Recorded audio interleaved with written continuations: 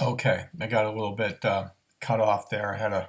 Sorry about that. I had a phone call coming in, and I sort of rushed through that last slide. So I wanted to back up here and just talk a little bit more about this idea that some kinship terms are ambiguous, right? When it comes to describing blood relations to people. Um, like we said in the previous slide, there are some terms that aren't ambiguous. So terms like mother and father and sister and brother, right, are unambiguous in terms of describing their relationship. Now, other terms like, for example, aunt and uncle are ambiguous in the sense that if I use the word aunt, if I say this woman is my aunt, you don't know whether that's my mother's sister or my father's sister, and you don't know if it's my mother's brother's wife or my father's brother's wife. You see how the term uncle doesn't specify exactly what that relationship is. The same thing with grandmother and grandfather. If I say he's my grandfather, then you don't know if that's my mother's father or my father's father. So those kinds of terms don't tell us specifically how people are related, and therefore they're ambiguous. So now we get to this idea. Well, what do we learn from the fact that there are all these kinship terms that are ambiguous about specifying relationships? Well, what we learn is that kinship terms and kinship itself is not exclusively about biological relationships. What they're really about are social relationships. What is our social relationship to a person? And because that they're really about social relationships, then that means that they're about things like rights and obligations and duties, patterns of interaction, and norms, right? Rules about how people are supposed to interact with each other. Okay? All right. So when we talk about the cultural construction of kinship, that's really our interest. It's about these relationships, right? What we're interested in primarily are the meanings, right, that people attach to these relationships, the symbolic meanings that get attached to them, the cultural meanings that get attached to them. So let me move myself up here just a little bit. Okay, so, right, oops. We also recognize then, right, in terms of talking about kinship and its cultural construction and so on. Number one, I should probably have this first on the list. Kinship is not biologically determined. Okay, kinship is not biologically determined. It's cultural. And as such, that means that children are enculturated into a kinship system, and they learn how to classify relatives as they are enculturated. Okay? All right. Well, now we can say that certain kinds of, let me move myself out of the way here. Right. I'll just put myself here for a minute next to this old guy. All right. So across cultures, kinship labeling seems to operate according to certain principles. So the first thing we're going to say is that every kin term has a reciprocal term.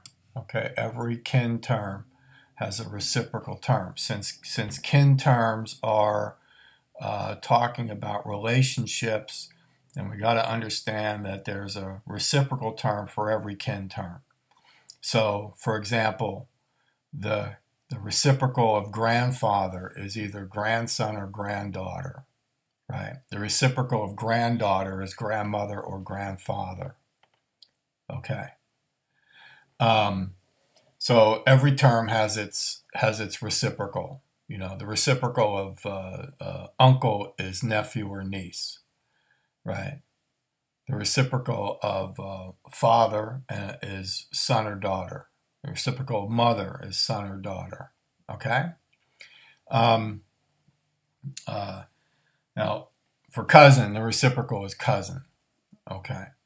Now, for some terms, gender is important. Not for all terms, but for some terms, gender is important. So, gender is important for aunt, gender is important for uncle, gender is important for brother or sister, but for some other terms, gender is not really important. So for cousin, gender is not important, right? Some terms reflect generation. This is another principle of kinship terminology, right? Of kinship labeling. So some terms reflect generation. So if I talk about my brothers and sisters, they are on the same generation as me. If I talk about my mother, right, and my father, they're the generation above me. My grandparents are 2 generations above me, right? My sons and daughters would be a generation below me, etc. Okay, so terms reflect generation. And for some systems, not for all systems, but for some systems, side of the family is important, right? So, when? Well, not in our system, right? Remember, our system is a bilateral system. But in unilineal systems, like patrilineal systems and matrilineal systems, side of the family is going to be very, very important. So terms are going to reflect side of the family as well. Okay. There's going to be, as you'll see, there's going to be some systems where you only have an uncle on one side of the family, not on the other side. We'll show that. Okay, so let's move on here.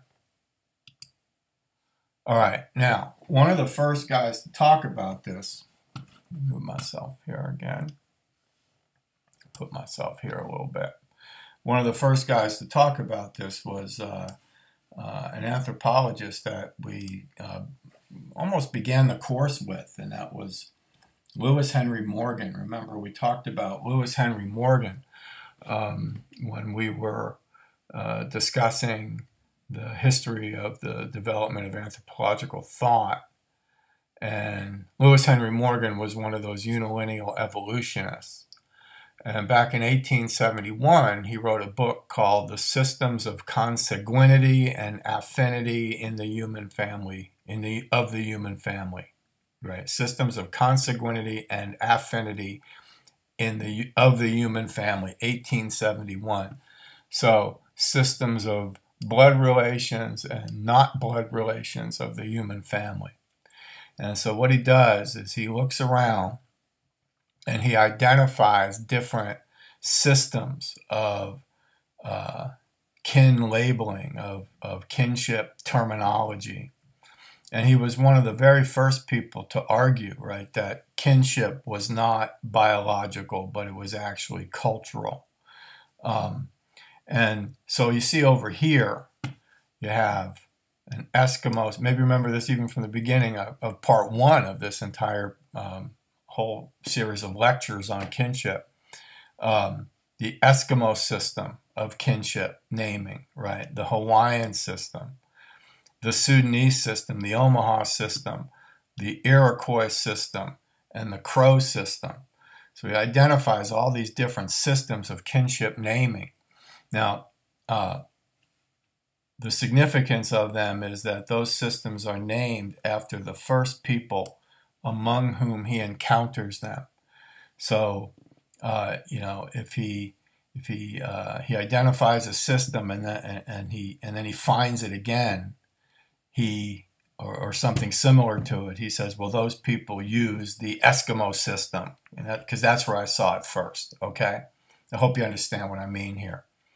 And actually, we Americans, right, operate according to basically an Eskimo system of kinship naming, right, of kinship labeling. All right, so I'm not going to burden you with these things. I don't want to go through every single one of them, but I just wanted to talk about them a little bit to illustrate what it was that Lewis Henry Morgan was doing. And so we're only going to look at 3, okay?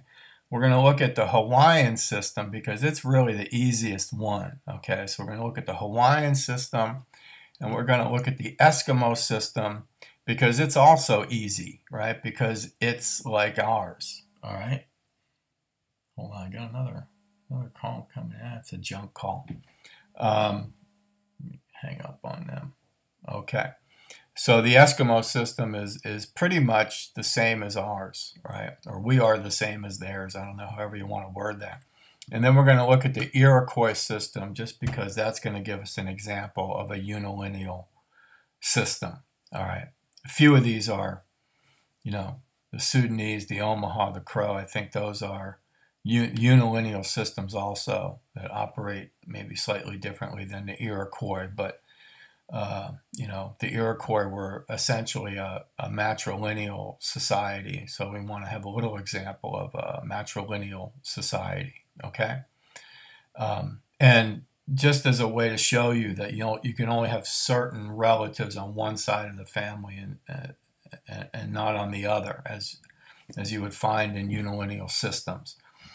All right, so let's go on here. Okay. So the Hawaiian, right? The Hawaiian system, the system of Hawaiian terminology, as I said, is the easiest one, basically because it has the fewest terms. So all of your relatives in the first generation above you are called mother or father. Okay, so all of your relatives. That means your mother and father, the people we would call our mothers and fathers, and then their siblings, right? We would call all of those people mother or father. We would use the word mother or father, right, for those people. So that means that if everybody above us is mother or father, that means that everybody in my generation, so that would include the people we call brother, you and I would call brother and sister, but also the people that you and I would call cousins, right? In the Hawaiian system, all of those people are referred to as brother or sister. So in that system, right, in the Hawaiian system, there are no equivalent terms for aunt, uncle, or cousin, okay? So it's the easiest one. It has the fewest terms, okay? So the people above you, those are your mother and father. The people below you, the people at your level, those are your brothers and sisters. And since there are no words for aunt, uncle, or cousin, that means there are also no words for niece or nephew, okay? All right, so that's the Hawaiian system. We move then to the Eskimo terminology, right? And Eskimo terminology is, like I said, it's the closest to ours. It's the closest to our own because we both have bilateral kinship systems. So in the Eskimo system, your mother is your mother, right? Your father is your father. Your aunt is your father's sister or your mother's sister. Your uncle is your father's brother or your mother's brother. The words brother and sister are only used to refer to the children of your parents, and cousins are all the children of your aunts and uncles, okay? And then we have the Iroquois system, all right? So let's take this one at a time. So remember, the Iroquois system is a unilineal system. So the word father includes not just your father, right, but also your father's brother, okay, but not your mother's brother, okay. So you use the same word to address your father and his brother, okay, but you don't use that word to address your mother's brother. Your mother's brother is your uncle. You can only have uncles through your mother's side of the family, okay? So your mother is your mother, and your mother's brother is your uncle, all right?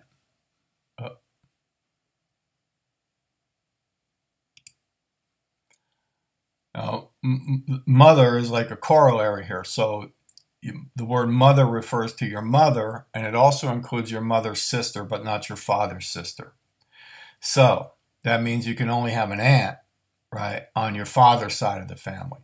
Okay, so you have uncles on your mother's side, you have aunts on your father's side. All right, the children of your father's brother, okay, and your mother's sister are called brother and sister. Well, because if I'm calling my father, and I call my father's brother father, that means that any kids that my father's brother has are also going to be my brother and sister. Okay, so children of your father's brother and your mother's sister are called brother and sister, and that we're going to talk about this a little bit. That's what we refer to as parallel cousins. Okay.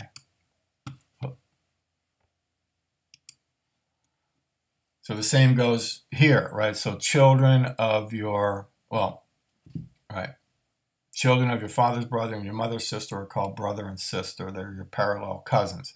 Children of your mother's brother, right? Children of your mother's brother and your father's sister are called cousins, because you only have uncles on, like, if you only have uncles on your mother's side of the family, and you only have aunts on your father's side of the family, right? So that means that children of your mother's brother are going to be your cousin, and children of your father's sister are going to be your cousin. And anthropologists call those people cross cousins. Okay. So we have parallel cousin and we have cross cousins. So parallel cousins are would be a child of your parent sibling of the same gender. Oops, I didn't mean to show you that yet. Oh, I don't want.